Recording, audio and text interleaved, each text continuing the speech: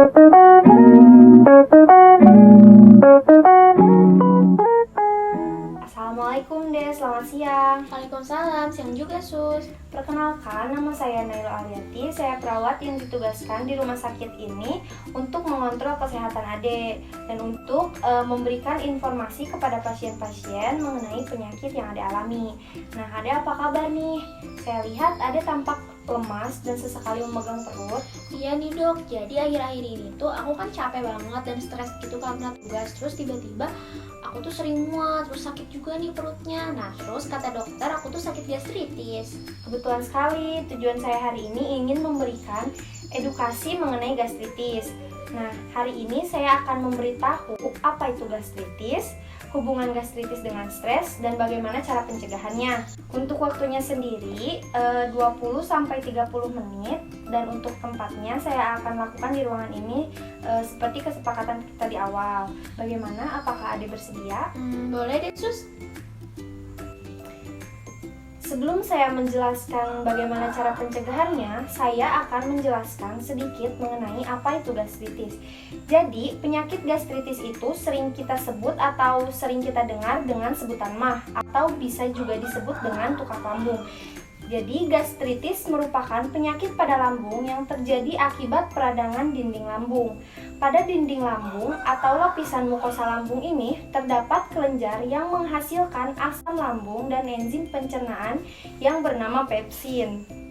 Nah, untuk selanjutnya, gejala gastritis ini yang dirasakan tiap orang tuh beda-beda deh. Tapi kondisi ini juga gak selalu menimbulkan gejala.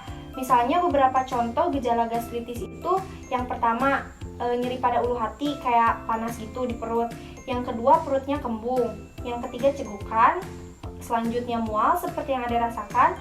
Lalu muntah, bisa juga hilang nafsu makan. Dan yang terakhir cepat merasa kenyang saat makan. Jadi, faktor penyebab Ade mengalami gastritis ini bisa saja karena kondisi tubuh Ade yang selalu tegang, cemas, kelelahan, bahkan stres saat bekerja, dan itu menyebabkan kekurangan minat Ade untuk mengkonsumsi makanan dan menyebabkan lambung Ade kosong. Hal ini menimbulkan kejadian gastritis karena asam lambung Ade itu jadi meningkat. Jadi, usahakan Ade itu jangan stres, jangan terlalu memaksakan diri. Contohnya seperti Ade itu begadang mengerjakan tugas, overthinking, putus cinta, atau hal yang lainnya, usahakan Ade itu menghindarinya. Selain itu, saat Ade ingin makan, usahakan mencuci tangan terlebih dahulu dan jangan terlalu sering jajan di luar. Jadi seperti itu deh penjelasan mengenai penyakit gastritis. Dan untuk pencegahannya yaitu Ade mulai mencoba mengubah pola hidup seperti mengubah porsi dan jadwal makan. Hal ini bisa dilakukan Ade dengan cara mengurangi porsi makan dari sebelumnya dengan tujuan agar jadwal Ade jadi lebih sering untuk makan. Ade juga harus menghindari makan makanan berminyak, asam, atau pedas. Dan juga alkohol bisa menyebabkan gejala gastritis. Maka konsumsi minuman beralkohol juga harus dihindari. Selain itu, pengendalian stres juga harus dilakukan agar bisa terhindar dari penyakit ini. Mungkin hanya itu saja deh penjelasan dan pencegahan mengenai penyakit ini. Nah, bagaimana perasaan Ade? Apakah paham? Sejauh ini saya paham Sus. Nah, Ade kan sudah paham.